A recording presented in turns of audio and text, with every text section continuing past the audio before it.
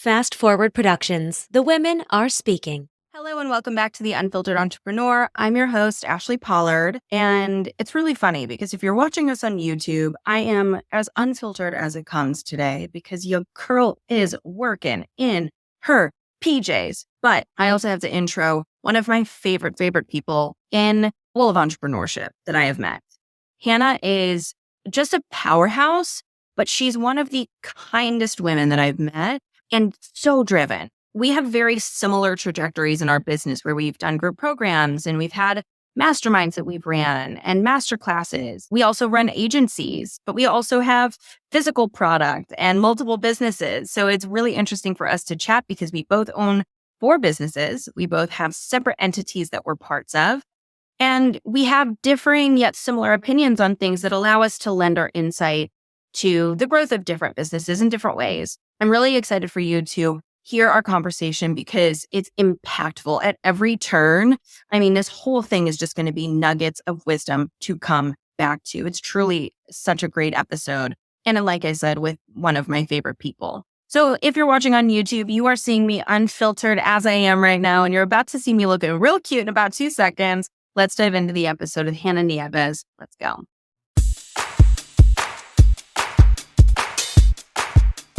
All right, Hannah. We're doing it. I'm so happy to see you. Guys, I have Hannah Nieves on the podcast today, a dear friend of mine, a peer, a confidant. Welcome to the show, Hannah. Thank you for having me. I just love you so much. I'm excited to have this conversation. Guys, at the time of recording this, well, I guess since this is only coming out in a few weeks, you wouldn't have had the baby by now. But we are talking to Hannah, who is expecting. We have a precious little baby girl that we're carrying. I'm so excited for you. So wild. There's something like very poetic about you having this incredible space supporting women. And now you have this precious little baby girl on board. And you're just going to like show her what it's like to have a woman run the world. You know what I mean?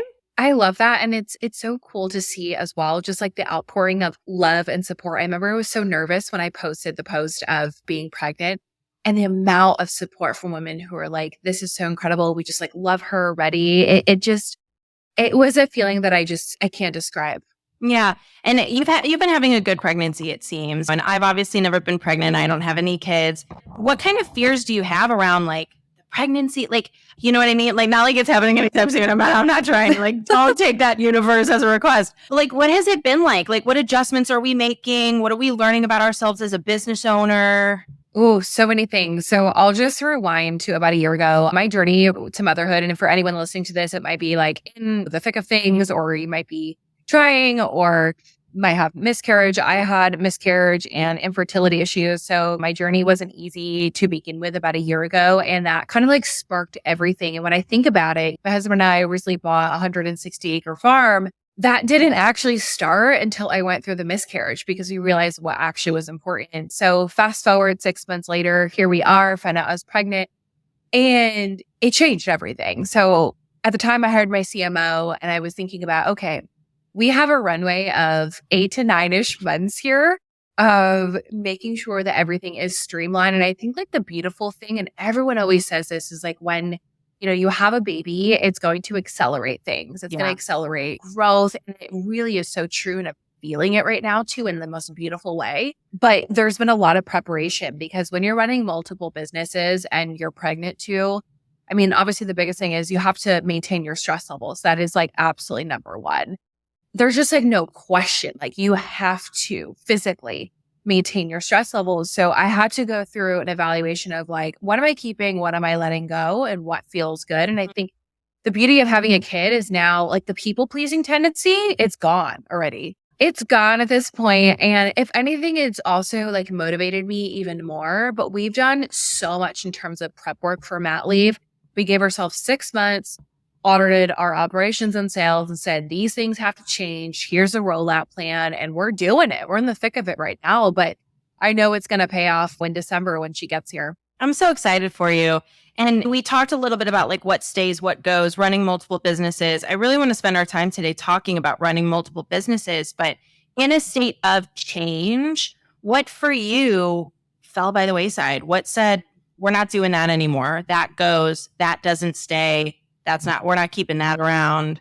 So I realized for us and again, as a manifestation generator, if anyone's into human design here, this will resonate, but you go with where your energy goes too. And we've scaled these collection of companies that are centered around redefining the way that we live and work. And I just realized that for me, where I get so lit up is being with our community and our network. And it's one thing that I take very seriously. So for me, HN House is our community and network. And then we have our app and our new community that's going to be launching soon too. But I realized that for us, it made sense that something has to give. And that was one of the products that we had that had to go. And not necessarily go, but the delivery of how we were executing it had to go. And it was a product that launched us in the space, which was a group program. So that paused enrollment. And we actually trimmed down our consulting agency significantly. So we kept the people on that we're going to keep on and said, okay, we're going to keep this maintaining and running a smooth machine here. And we're going to build these other things right now because we know that A, these other things are scalable, and B, they could be sellable. That was like kind of the mentality. I think similar to you, we just use each business as springboard to get to the next one and the next one. That's something that I think I've learned from you, from watching you. Obviously, I've like brought in from corporate, but I think something that we really align on as far as business development ethos is build and then take some of that to build the next, take some of that to build the next. Something that I always tell people is like, if you have this massive dream, let's say so my massive dream, I want to one day have a restaurant, right? And obviously I'm not a chef. I will not be in them, but I want to own a restaurant, right? But I don't know anything about that really. I know some things here and there from growing up in a restaurant and from this and from that, whatever, but I don't have the resources for it. So I'm going to do what I did in corporate first, make all this money. I took that money, started investing in me time. I'm going to grow me time, hopefully sell it, take that money and reinvest in the people who are going to help me open this restaurant, which is a 10 to 15 year goal.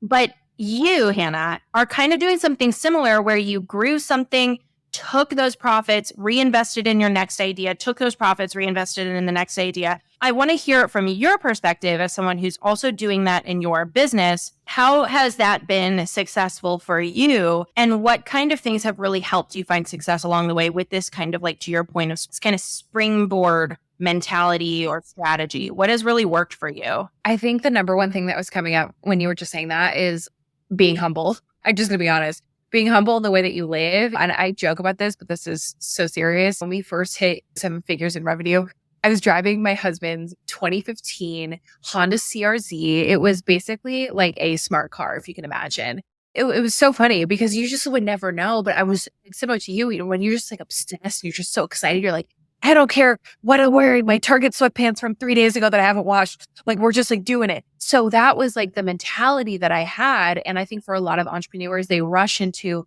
I got to live luxury and XYZ. Like, listen, I didn't get the luxury car until my business could pay for it, until I had an asset that was paying for it. So living humbly was key. But yeah, we use it to open up every single investment. And part of like my strategy too, which I know you are so good at, like starting other businesses and entities, which we have too, but real estate has also been part of the game for us as well, just coming from that. So part of that also was with the studio that we did, but then also the farm. And the farm was a little bit different because we acquired but purchased the farm and purchased it at a discount where now this is like a multi-million-dollar asset that I use for my businesses to now go and invest in. So that's kind of how my mind thinks of, okay, if I put this money in, what's going to be the return now, but also in 10 years?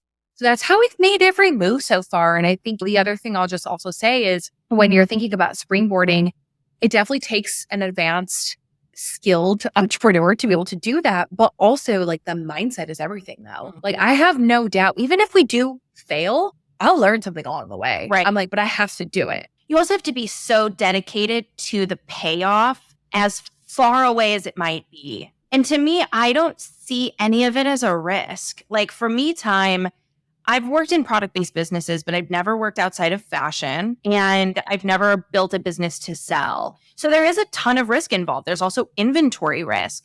And for me, I am saying, okay, well, if there's risk, instead of saying, then maybe I won't do it. Or like, maybe we'll just like keep it Mhm. close to home. And like, maybe I don't need to sell it. I'll just Mhm. run it for like a passion project for a while. My brain goes, okay, so how much risk and how much do I need to keep it running? Oh, I need 30, 40 grand to keep it running. I'm going to make 30, 40 grand a month from Team AP Consulting so that I always have revenue coming in so that there's no risk with me time. What's next? What's the other thing I don't know? So you always have to have this kind of hunger to be like, this isn't a problem that scares me. This is an opportunity for me to problem solve and get super creative behind the scenes, but I'm dedicated to play later. And something that I've always kind of shared is that in my 20s, I want to work, like seen and not heard kind of work. In my 30s, I want to do work that I'm empowered by and that I'm active in. So that in my 40s, I can start like chilling, which seems like a really long time, but you're the same way. Like, we're still living our lives. I'm not totally glued to my desk. You're not totally glued to your desk. So what has been your tip to find work-life balance? You run multiple businesses. I run multiple businesses. I'd love to hear from you what your work-life balance kind of looks like. So, especially with like a baby coming on the way too, this is also forcing more integration that's going to happen. But I've always had this perspective that it really is an integration. Like and I'm sure you can resonate with this, but there are seasons where, yeah, like I am on my laptop until 9 o'clock at night. And it happens. Like this week, I had a situation where it was 9:30, 10 o'clock at night. I was on the laptop. I didn't start till 10 o'clock the next day when I was started later in the day. There's some days where I'll take a half day on a Friday. I think that's the beauty of being an entrepreneur is that you have that flexibility.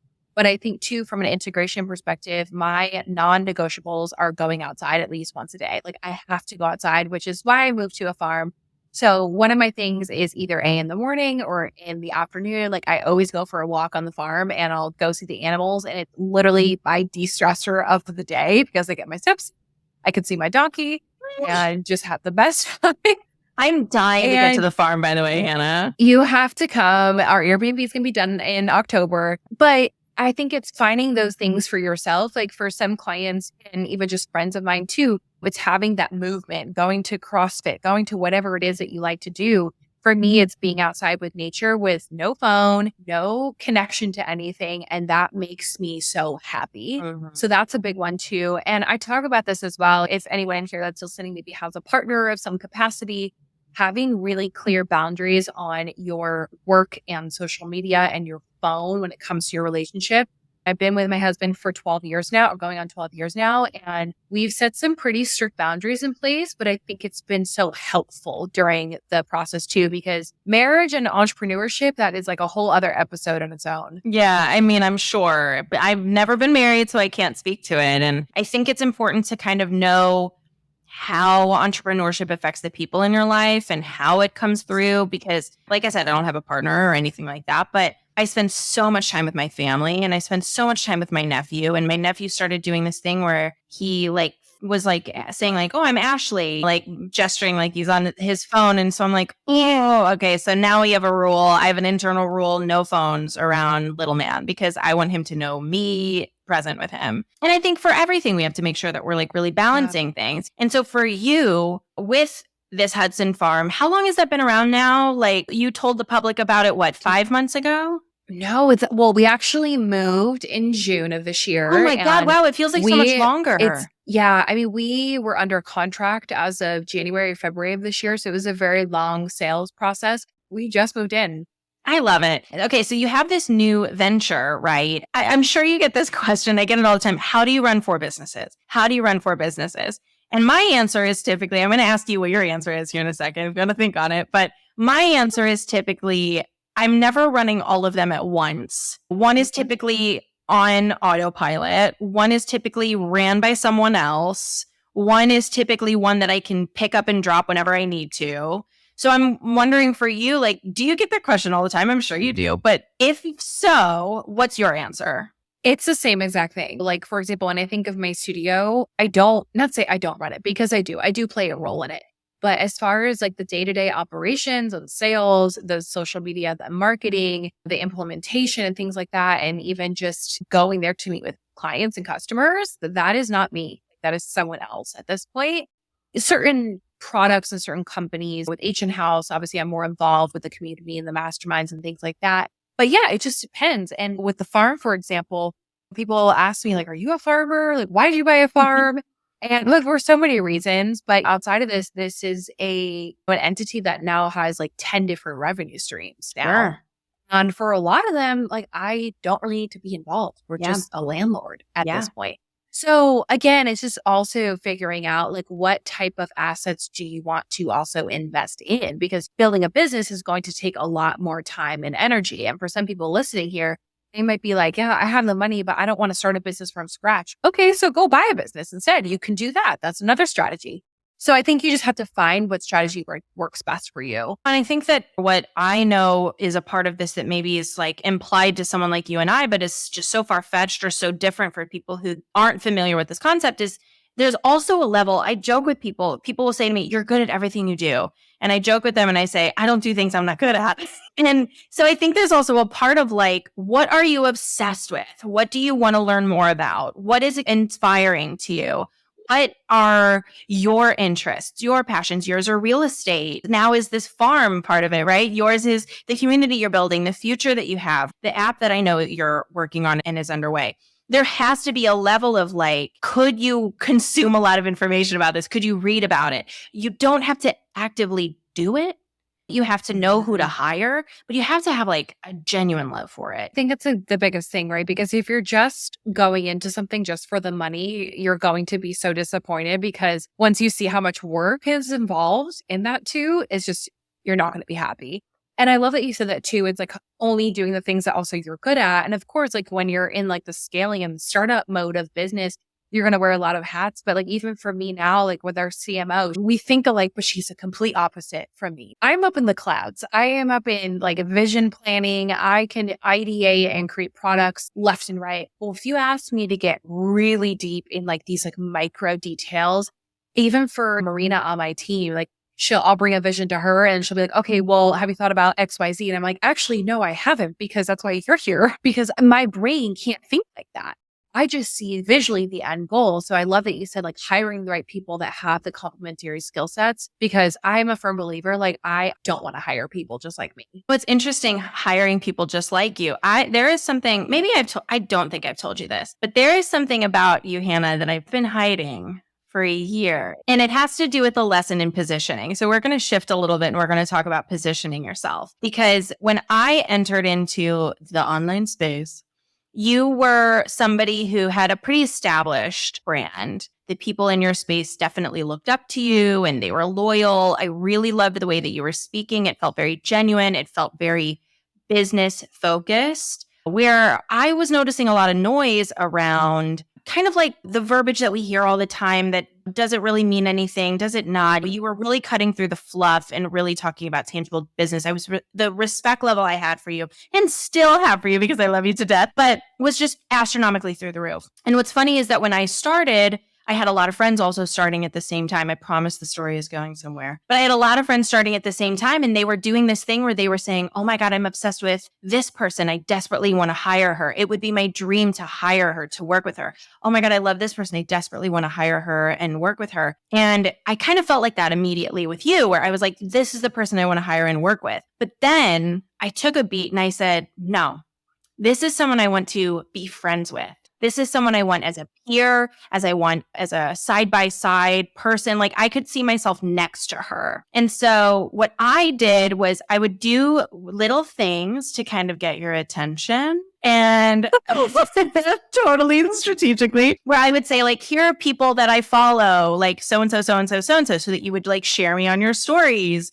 Or here is someone who shares the exact same mindset as me, so-and-so. And then that would be shared to your stories, and people following you would see, oh, Ashley says the same thing as Hannah. I should be following her as well. So I was kind of using you before we were friends to position myself next to somebody who I really respected, but it worked. And I ended up hiring you for PR, which was really great. And now we have this really great friendship. But the reason that I say this is because I think I picked up a little bit of that learning from you around positioning yourself next to experts that you really respect, so that you can make sure that you're messaging and positioning yourself from a really strong place. Why I say all of this is not just because I want to butter you up and tell you how much I love you and how much I respect the business that you've built, but also because I think a lot of the people in your space really respect the way that you've positioned yourself as what I'm going to say is a luxury brand. And I have been on a tear lately about how luxury is bullshit.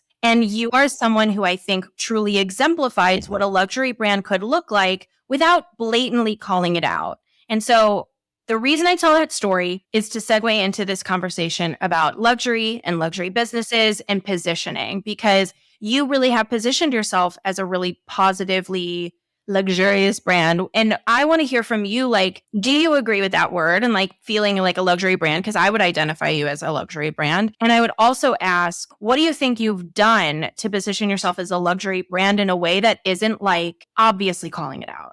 First off, thank you for that.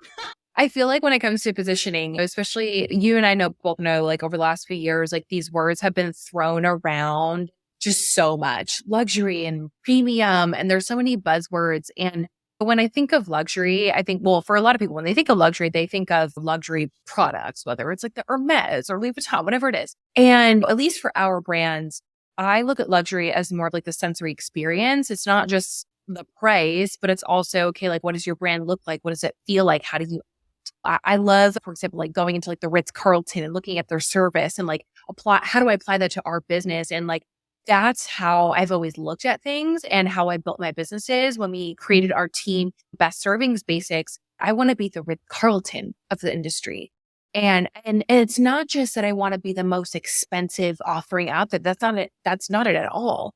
It's more so I want to have the best experience and really like methodically think out how we as a team show up to really create that for our clients. So when I think of luxury, it's like really like the ethos of what you stand for, the experience you're creating, the brand that you're building.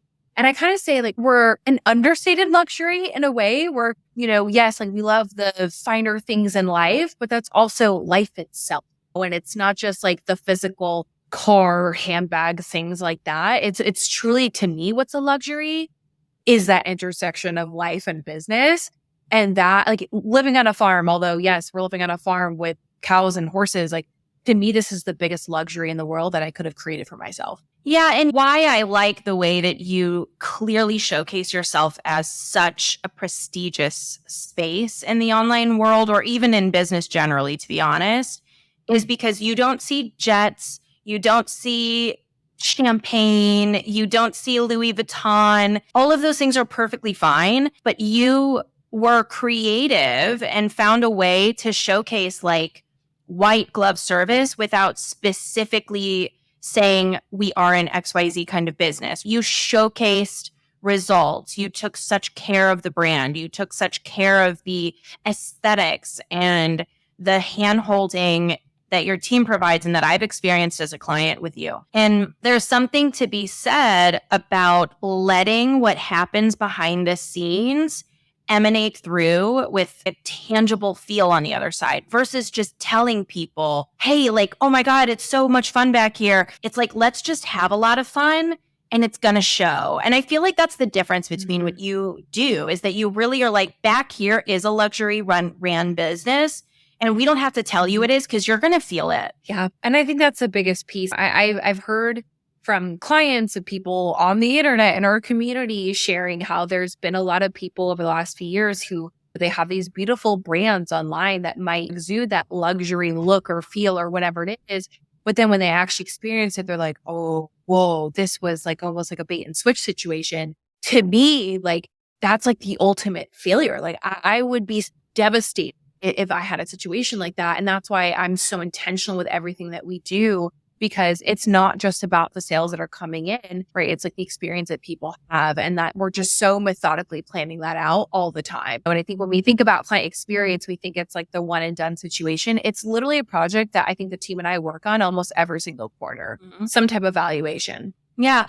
I think there's something to be said about the methodical aspect of it, because I think that people think, well, if I'm not running a business like that, I can't offer good. That means I'm not offering good customer service, or I'm not offering care. I'm not offering these things. And I also want to flip that script to say, there's another way to run what I'm calling an everyman's business, which is a little bit less hands-on, a little bit less buttoned up, a little bit less I don't want to say care because there's tons of care there, but I, for instance, feel like I run an everyman's business. It's very easy access for everyone. And we have nurture sequences, but like we're not doing gifting and we're not doing these like really special things. We don't put a lot of time into that because we put a lot of time and energy into the profitability of a quantity business, a volume business. And I want people to know, or I'm curious your thoughts on running a non-luxury business that's still respectable, because I want there to also be something for the people who say, I just want to run a good business. So my question to you is like, what is the flip side of luxury? Because I don't think it's gross and disgusting and dirt and like the like floor of a TJ Maxx. So I'd be curious what your take would be as like the opposite of like a luxury business, let's say. So I love that so much because I think, especially when it comes to a luxury business, like a lot of people equate that to being like, you have to have this $50,000 offer. And like, that's what makes you a luxury business. But, I'll give you an example for one of the brands that we have. They're going through a whole restructuring of literally the offerings as a whole. So this is going to be this high ticket offer, and then everything else is going to be more accessible, XYZ, which is a really big change from what we've done in the past. And for me, I still think even if you are running an everyman's business and maybe you have some low ticket products, or maybe you don't want to have so many hands-on products or services, that's okay. I think a lot of people think if I want to have this white glove experience, that means that I have to be there at every like waking minute of my client. And I always say, like, if you don't desire to do that, don't create a product like that. That's okay. At the end of the day, as long as you get people to the result that you are promising people, it does not matter. That's why we got rid of our services. Full disclosure is that I was like, Dial Zero needs my full attention. I can't care deeply in Team AP. I can care a little bit for a lot of people. And so I had to switch my focus. Otherwise, how do I run 4 businesses where all 4 of them need? You can't, like so much of you. And so I think that part of me hoping that I switch this conversation is that like there is beauty in running a really well-oiled machine and looking up to leaders like you who do it in such an authentic and genuine way, because behind the scenes is just as pristine as what you see in the front. But I also think that there's value in running a really beautiful or a really respected everyman's business as well. And I'm hoping to kind of like shift that conversation.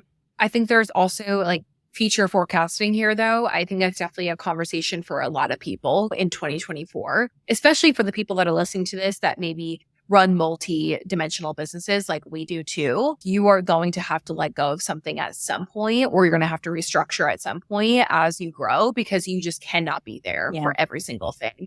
I think that's the beauty of it as well. And even like, listen, even if you have a $47 product or $97 product, you can still put your own touches on it through those email sequences and whatnot and personalize the process without having to be on 50 calls a month with that specific product or service. So I love that you are opening up the conversation to this too, because there's so many different ways of positioning your brand at the end of the day. Yeah, and it feels good to have like support from obviously a friend of mine and a peer. Before we head out, one other thing I wanted to touch on is our relationship. I think we've done a really good job of always supporting each other, having each other's backs, checking in with each other. And I don't say this to offend.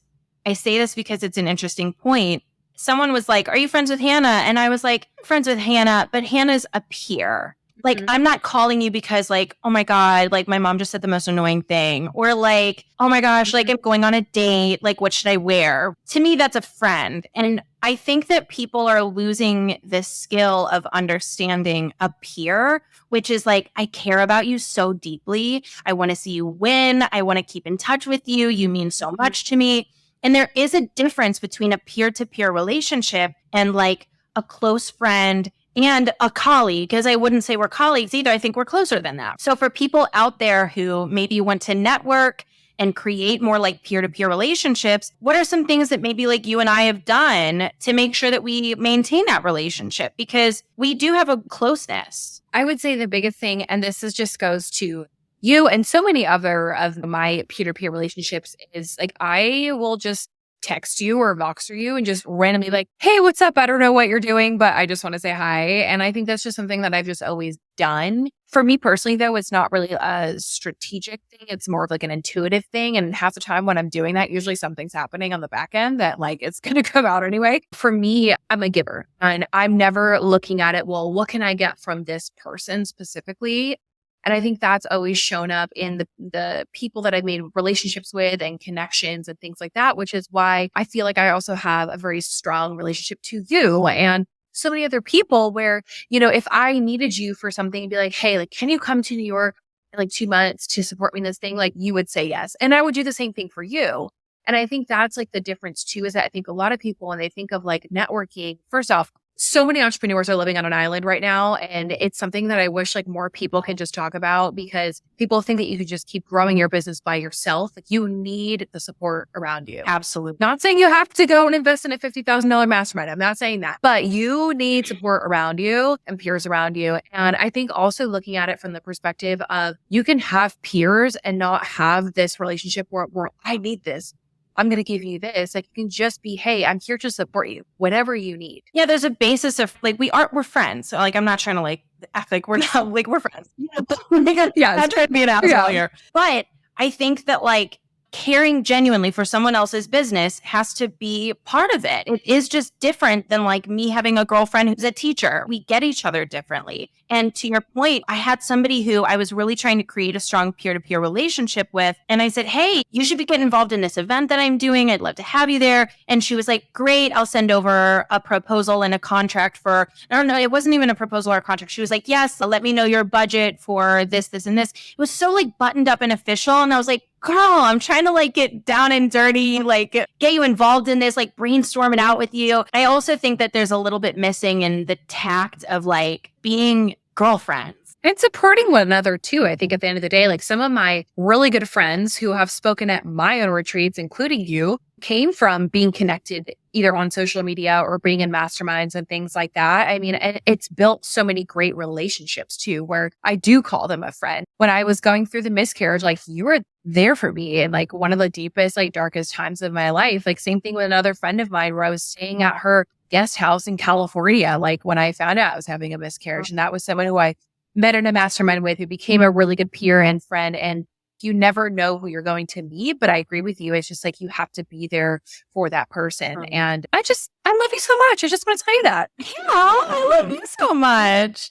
What's so funny? Do you get this question all the time? I get the question all the time where it's like, how do you network? It's just as simple as like, if they post, oh my God, I'm having the rough day, respond to the story and say like, girl, same. Like just opening up that door. But you're a very easy person to stay friends and quote unquote peers with, Hannah, because you're just a gem. And I love you so much. What's so funny, guys, is that Hannah was like, oh my God, I'm coming out with an app. And I said, hey, come on the podcast to talk about it. And she said, sure. And I said, Thursday? And she said, yeah. Here we are. I was like, so natural. I was like, I'm not making you fill out a form. Like, we're just going to have a chat. We have no agenda for this. No, none. No, just chatting as friends. But Hannah, you do have an app coming out. When does everybody need to stay tuned? So let's just say Q4 of this year, we are rolling out V1, this new platform and community, which I'm so excited about. It's been, I feel like, the longest labor of love. And if anyone listening has ventured into the tech space by any means, it is a multi-year process and it's a lot. I have no interest. Like the patience you must have for that, like the patience tech it's hard. Oh my God. No, thank you. It's a lot. It's tested my patience in so many ways because I'm similar to you where it's just like, I want to get it out now. Like I want to get this out now. I want to launch it now. And I am moving as fast as this thing is getting built, which mind you is still a V1. Like we still have to go through V2 and like the next rounds of it to really get this thing where we want it to. But again, knowing the mindset of a $50 million exit 10 years from now, and I know the impact that we're going to create with what this community is going to be, it's just like, I am so fucking excited. Yeah. I'm so excited for you. I'm so happy for you. I'm so happy for you becoming a mom.